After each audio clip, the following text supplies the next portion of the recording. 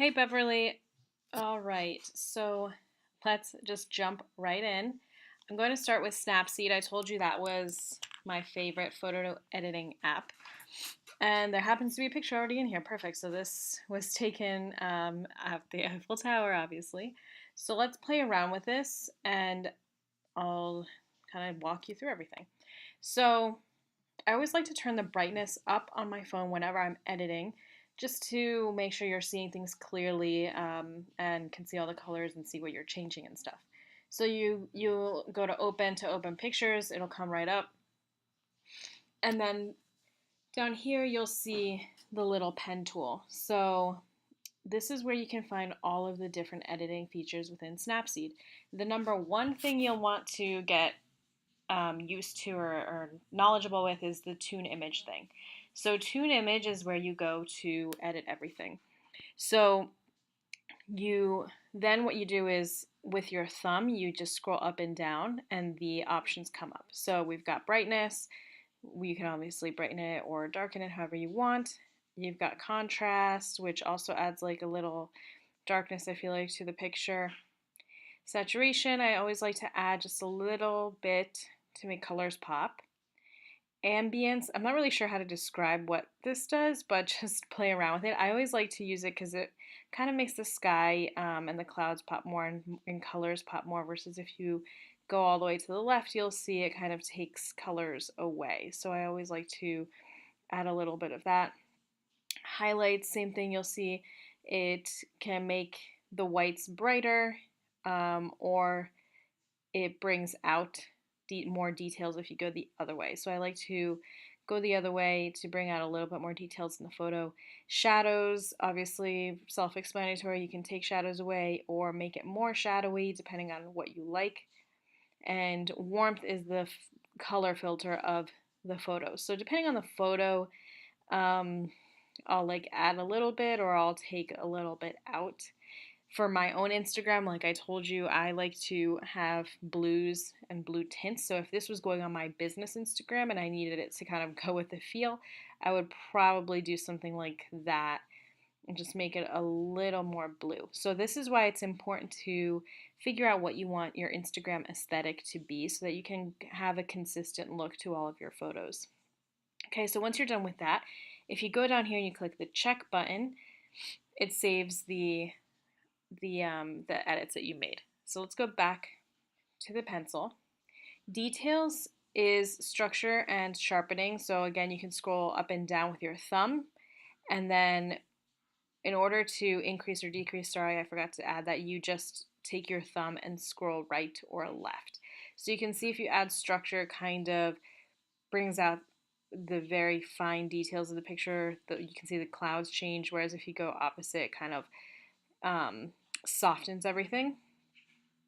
And sharpening, just self-explanatory again, sharpens the photo versus having more of a soft look.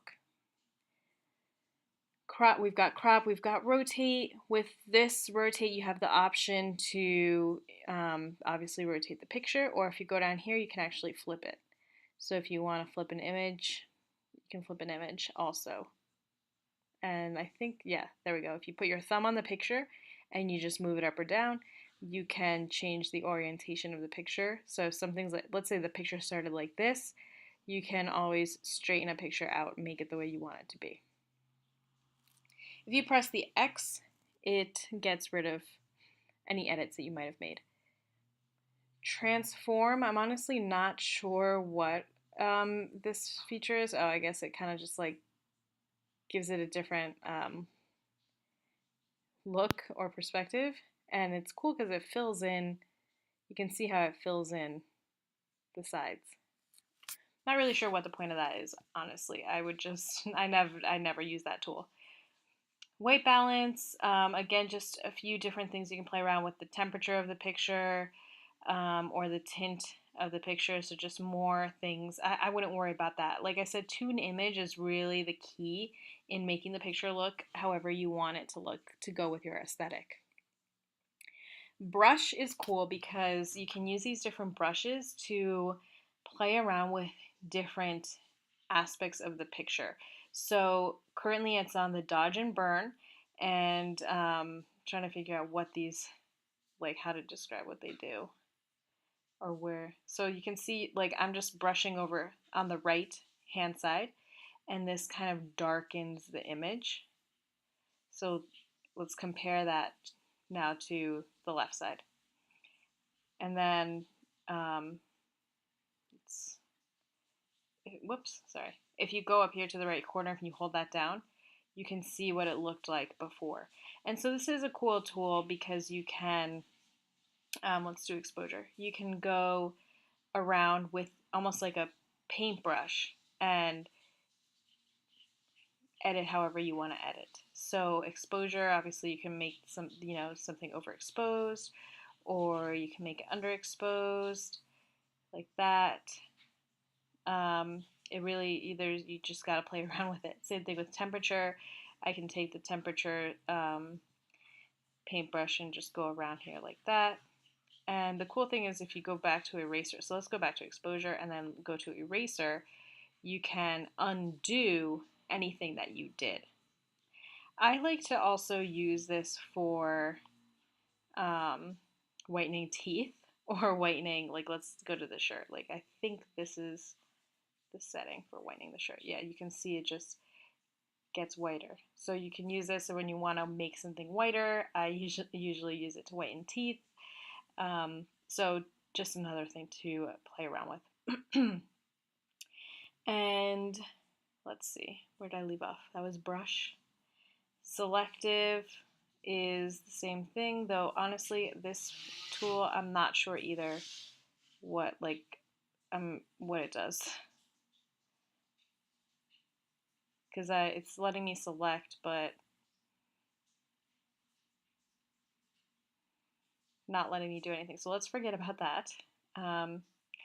And then we've got healing tool. This would be like red eye or pimple or something. See, if you just go over a random spot, it kind of like it's not going to work. This is just more if you've got a blemish or something you want to fix. And a new thing that I like is this thing called curves. So here is the normal photo. And then you can see down here, it's almost like different filters, which you can play around with. Let's say you pick a filter, you can take these dots and kind of move them around and play around with how you want it to look. That's with the different filters. But what I like about it, let's go back to neutral. You can also go down here to these colors and play around with the colors. So like I told you, I like a more blue feel. So if I wanted to do that, I can now take this dot. I'm just using my finger to move it up and down the line. And you can also move it up and down across the line. So let's say I wanted to add a little bit more blue and like move it down. You can do that and play around with the different colors. Same thing, you can then go to red and play around with that. So it's just a way to play around with the colors, and then like I said, you've got these filters that you can also do, and same thing with the dot, you can just move it around to get the look that you want. And then down here is just different filters, similar to Instagram, where you can, let's say, focus on one specific part of the picture. That's lens blur. You've got glamour glow, which softens everything up. And again, you've got different options. So this is why I like Snapseed, because Instagram has its filters, but this has different filters, and then you can pick like filters within the filters. And then just go through all of these to kind of play around with it. This is one of my favorites too under the people category. It's called HDRscape. And then you'll see at the top says filter strength. Use your finger. You can go all the way back down and kind of add it little by little to see what you like, and then play around with that. Same thing with all of these. And that's pretty much the Snapseed app. If you want to revert, you can go up here and just click revert, or you can also view all of your edits, which is cool. So if you'll be able to view all of your edits, and then you can, like, let's say you didn't like the last thing you made, you can just click the trash button and then it'll delete whatever edit that was. And then you're also able to see what the original looked like. And then once you do that, you can you can save the image, and you have the option to either save the changes directly on the image or save as a copy, so you still have the original image and then the new image. And then once you do that, that's pretty much it.